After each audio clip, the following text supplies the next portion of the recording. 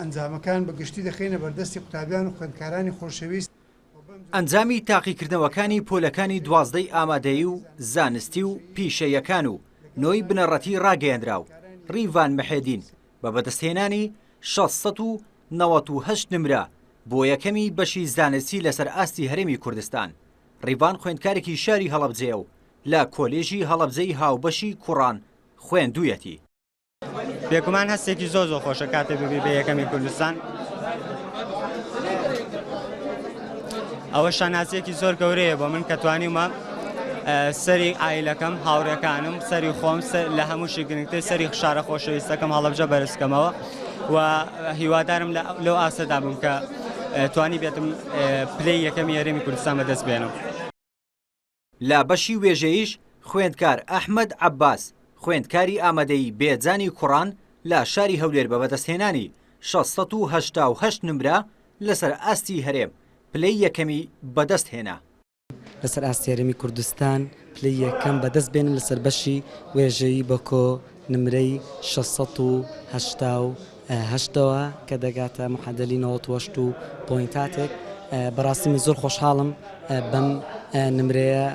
بەڕاستی دەمەوێت زۆر سوپاسی ماڵەوە بکەم بە تایبەتی دایک و باوکم کە هەمیشە دایک و باوک بۆ ناڵەکانیان وەک حەنینێک و باوەشێکوان کە بەڕاستی یارمەتی ئەنداوم و زۆر سپاس بۆ مامۆستا تێکۆشەرەکان مامۆستایانی قوتابخانەی بێجانیش.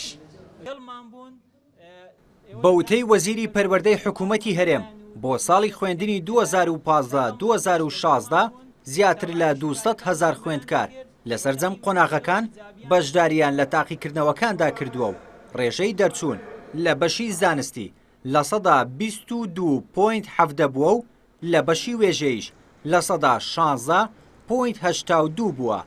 وەزیری پەروەردە لە کاتی ڕاگەیاندنی ئەنجامەکاندا ئاماژەی بەوەدا کە ئەوان ناڵێن تاقیکردنەوەکان بێ کەم و کوڕی بەڕێوە چوون، بەڵام لەلایەن لیژنەی پەروەردەی پەرلەمانی کوردستانەوە دەستخۆشیان لێکراوە.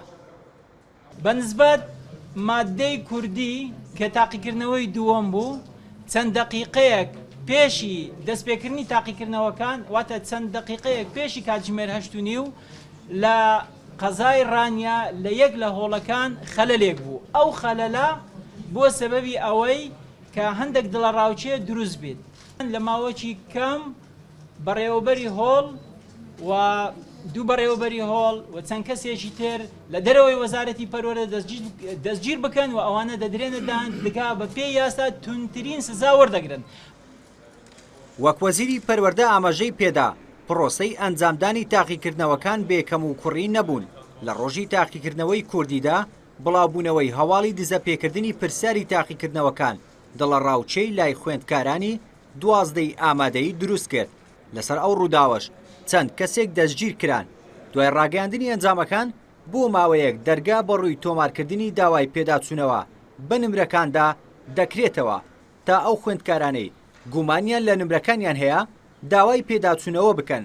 دوای ئەو پرۆسەیەش دەبێت دەرچوانی پۆلەکانی 12 ئامادەیی و زانستی و پیشەیەکان فۆرمی وەرگرتن لە زانکۆ و پەیمانگاکاندا پڕ بکەنەوە و چاوەڕوانی وەزارەتی خوێندنی باڵا بکەن.